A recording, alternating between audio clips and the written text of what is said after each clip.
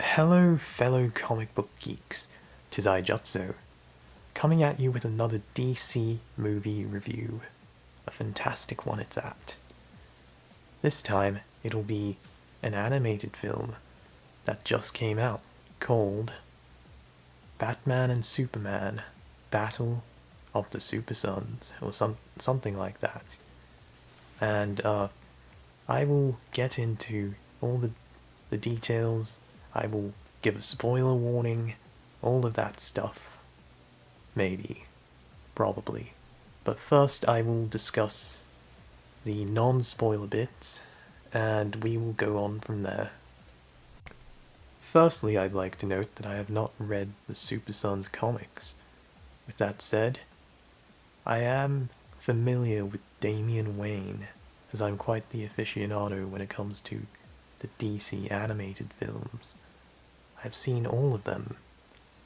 I think, probably, at least most of them.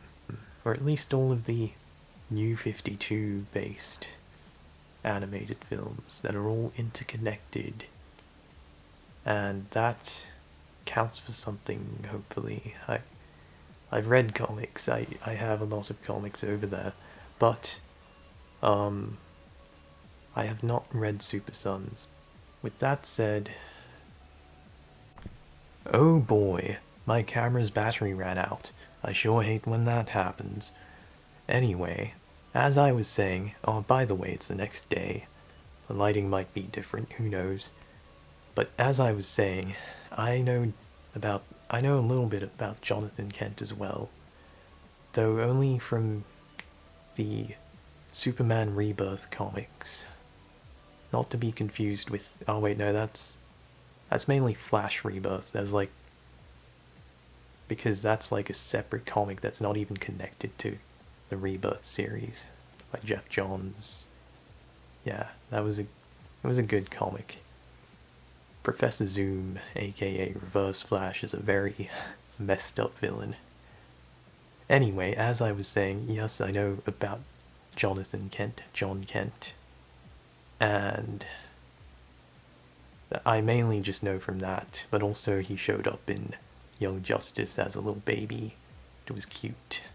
He showed up in Superman and Lois as a teenager who has a brother for some reason, and it's like a good dynamic between an edgy teen boy and then Jonathan's like just the best person in existence until season 2. But anyway, this has nothing to do with that. This is about the movie. Also, I know that people complain about Jonathan being gay. Well, maybe he's bi or something. I don't know exactly. Anyway, let's get on with the non-spoiler section of the review. Okay, so now we're at the non-spoilery technical stuff. Let's see.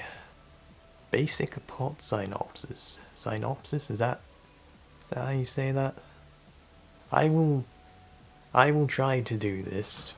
No script, just memory of the movie that I saw 2 nights ago, 1 night ago, something like that. By the way, I missed out on doing a Halloween thing and a Day of the Dead thing, so sorry about that. Hopefully you guys had a great one. But yes, the plot. Okay, so the movie is basically about Superman being a dad, but he's obviously not told his son much about his actual like superhero career. His son's just like, oh no, my dad and my mom are very boring, they're just reporters. And so yeah, so that's one like little thing. It's kind of, that wasn't really a spoiler, that's just like the very beginning of the movie. And well, I guess the very beginning is just another version of Superman being sent up into space from Krypton exploding, and his parents are like, this time there's no crypto, we're just sending you alone, and also there's a starfish, and also hopefully you get to enjoy having a child like us, like we did with you, and that's like setting up Supersons, and so the movie's basically just so one half, of course, is John Kent, and then the other half is Damian Wayne, Bruce Wayne's son, Batman's sidekick, Robin, the newest Robin or something like that. And essentially they at some point meet, and then they have to work as a team to save the world. Basically, that's all I can say without spoiling lots of stuff.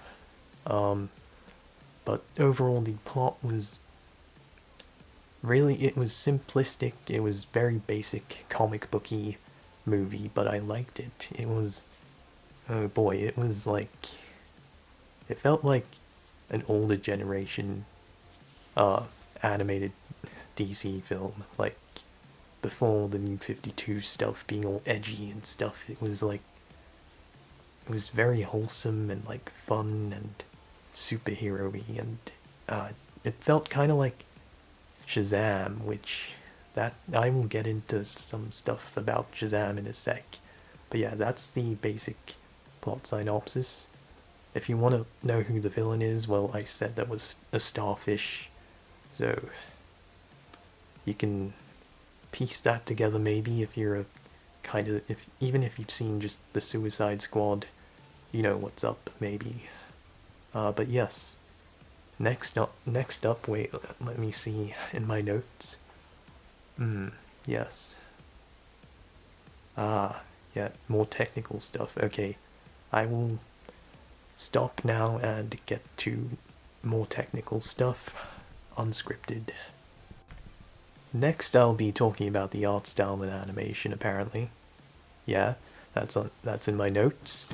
So let's see, this will be interesting, because, if you didn't know, there have been, like, should I look it up? No, I won't look it up. There have been at least over 30 or 40 DC animated movies, and only 2 of them before this movie, or like, yeah, before this movie, have been CGI. The rest with 2D, probably with a bit of CGI, like in the backgrounds when, like, characters are flying around and swinging and stuff, and yeah. But for the most part, just 2D.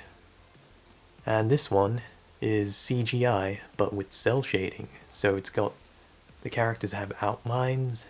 It's, in terms of like the style of CGI and the cell shading and the character designs, they all look really good. Like, I love Jonathan's design.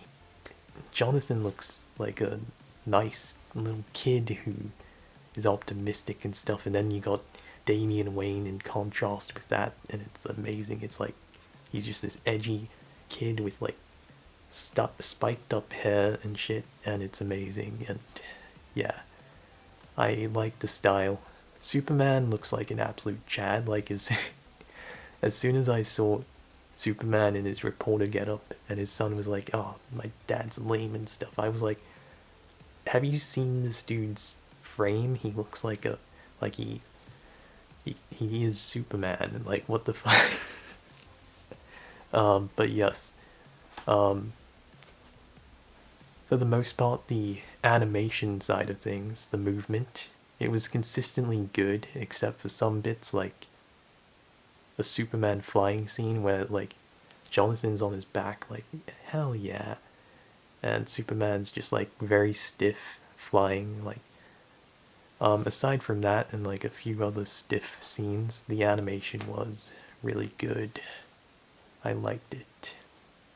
And yeah, lighting, choreography for some stuff, camera movement, yeah, it was all really good.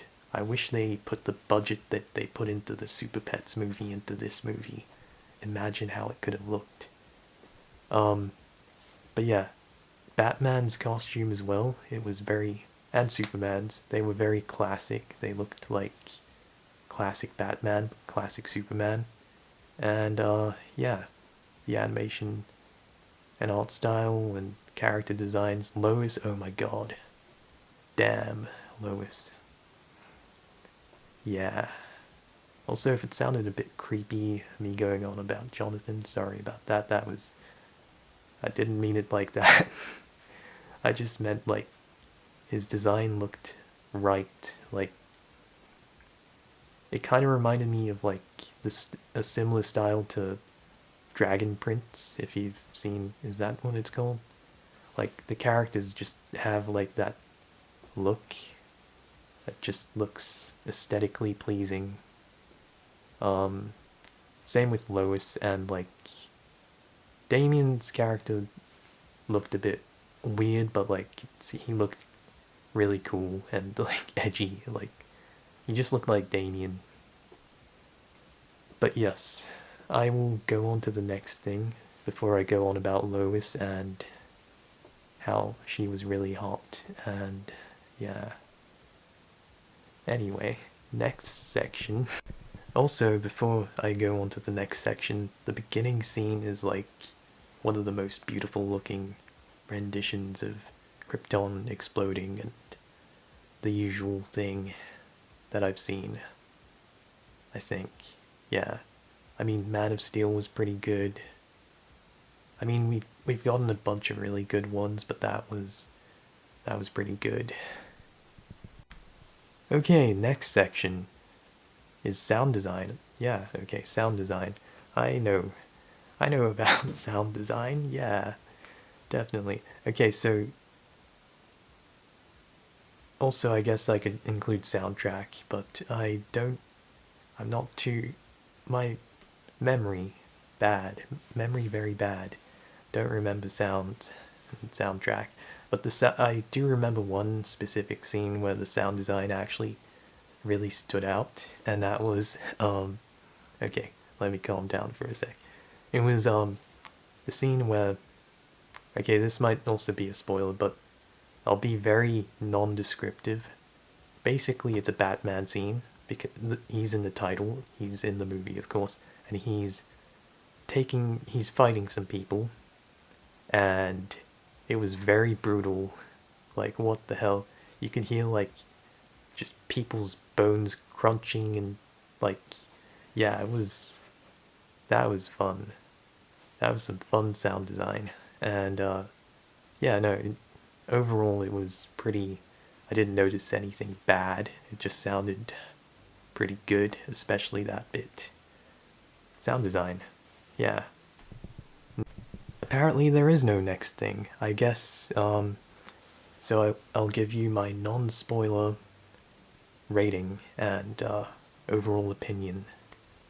If you are a DC fan and you like more of the traditional kinda superhero vibe of like the older movies, but it's not like just fun and like campy. It's like it's got some pretty brutal stuff, but like if you just like DC, even if you just like comic book movies, I suggest this movie. It's really good. It's got like, you know how like everything seems to be doing like a father son type vibe thing. This has a bit of that. Like, it's not going too heavy on that, like some God of War type stuff, but like it has that, and it's amazing. And just overall a really good superhero movie, really good animated movie. I suggest it for like family viewing. Just if you, I don't know, it's just, oh boy, how do I just liked it. I would give it like a solid 9 out of 10. I'm not even kidding. I love the dynamic between Damien and Jonathan, which I will get into in the spoiler stuff, maybe. We'll see. I don't know. Anyway, yeah, 9 out of 10, or maybe, like, if I had to be critical about the animation and, like, some other stuff, basic plot, who knows. I'd give it like an 8 out of 10, 7 out of 10. No, I can't go lower than 8. It's at least 8 or 9. But anyway, stay around for the spoiler review. Hopefully you watch the movie. Hopefully you see what I see in it. If not, that's fine too. But like, definitely give it a try if you are at all interested in the concept of Supersons. Anyway, that's the end. Unless you stick around for what's next list. Ah yes, spoiler section, which I already knew, but I was checking.